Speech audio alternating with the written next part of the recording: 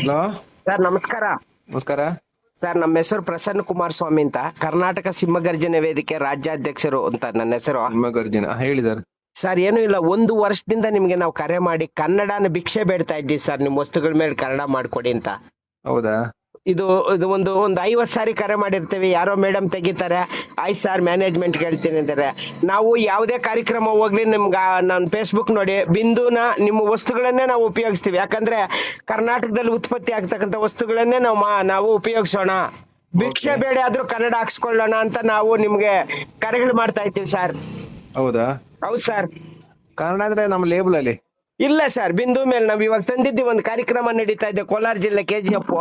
Okay. ಸುಮಾರು ಒಂದು 20-30 cotton ತಂದಿದ್ರೆ, ಒಂದ್ರ ಮೇಲೆ ಕನ್ನಡ ಇಲ್ಲ ಸರ್. ಇದ್ದಿದ್ರೆ ಯಾಕೆ ಸರ್ ಕಾರ್ಯ ಮಾಡ್ತಾ ಇದ್ದೀವಿ. ಹ್ಮ್ ಅದರಲ್ಲಿ ಆ ಲೇಬಲ್ ಅಲ್ಲಿ ಕನ್ನಡ ಮತ್ತೆ ಇಂಗ್ಲಿಷ್ ಎರಡು ಆಗ್ಬೇಕು ನಮಗೆ. ಒಂದೆಲ್ಲ ಸರ್ ಇಂಗ್ಲಿಷ್ ಇರ್ಲಿ ಸರ್, ವ್ಯಾವಹಾರಿಕ ಭಾಷೆ.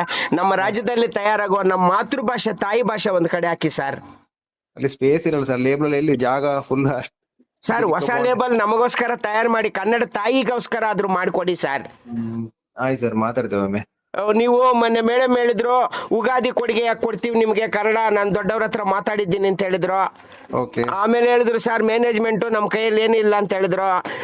ಅವ್ರು ಯಾರೋ ನಮ್ಮ ಸ್ನೇಹಿತರೊಬ್ರು ನಿಮ್ಮ ಸಂಖ್ಯೆ ಕೊಟ್ರು. ಓಕೆ. ನೋಡಿ ಸರ್, ನೀವು ಮನ್ಸಿಟ್ರಾಗುತ್ತೆ.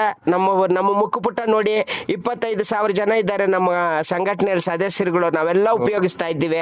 ನಾವೇನಾದ್ರೂ 25,000 ಜನ ಉಪಯೋಗಿಸೋದು ಬೇಡಪ್ಪ ಅಂತ ಹೇಳಿದ್ರೆ ನಿಮ್ಗೆ ಹೊಡ್ತಾ ಬೀಳುತ್ತೆ ವ್ಯಾಪಾರಕ್ಕೆ. ಆಮೇಲೆ ನಮ್ಮ ಕನ್ನಡದ ಕರ್ನಾಟಕದಲ್ಲಿ ತಯಾಗಿರೋ ವಸ್ತುಗೆ ನಾವು ದ್ರೋಹ ಮಾಡ್ದಂಗ ಆಗುತ್ತೆ, ನಾವು ಬಳಸಿಲ್ಲ ಅಂದ್ರೆ.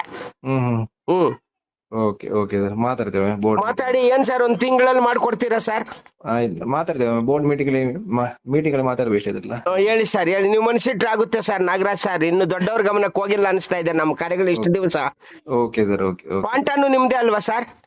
ನಮ್ದಲ್ಲ, ಫಾಂಟ ಅವರು ಕೋಕಿನವ್ರದಲ್ಲ.